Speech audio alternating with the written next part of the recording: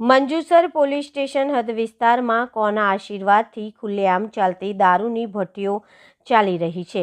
પિલોલથી લઈને ઇન્દ્રાળ ગામ સુધી નદી પરના પટ્ટા ઉપર અને કલ્યાણપુરા ગામ નજીક આવેલા તળાવમાં પણ ગેરકાયદેસર દેશી દારૂની ભઠ્ઠીઓ મોટા પાયા ઉપર ચાલી રહી છે અને દારૂની હેરાફેરી પણ ખુલ્લેઆમ થઈ રહી છે।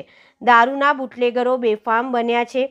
ગામની શેરીઓમાં નાના બાળકો રમતા હોય તો પણ ફૂલ સ્પીડે ગાડી ચલાવી ગામની બહેન દીકરીઓ પર ખોટી નજર રાખવી, સાંજ પડતા જ ગામના મંદિર ઉપર બેસીને જુગાર રમવો અને નોકરિયાત વર્ગને હેરાન કરવો, જેથી સામાન્ય જનતાના જીવન ધોરણમાં તકલીફ પડી રહી છે।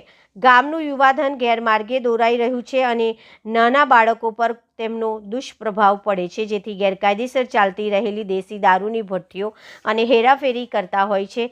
જોવાનું રહ્યું કે શું ગ્રામ્ય પોલીસ આ દેશી દારૂની ભઠ્ઠીઓ બંધ કરાવશે।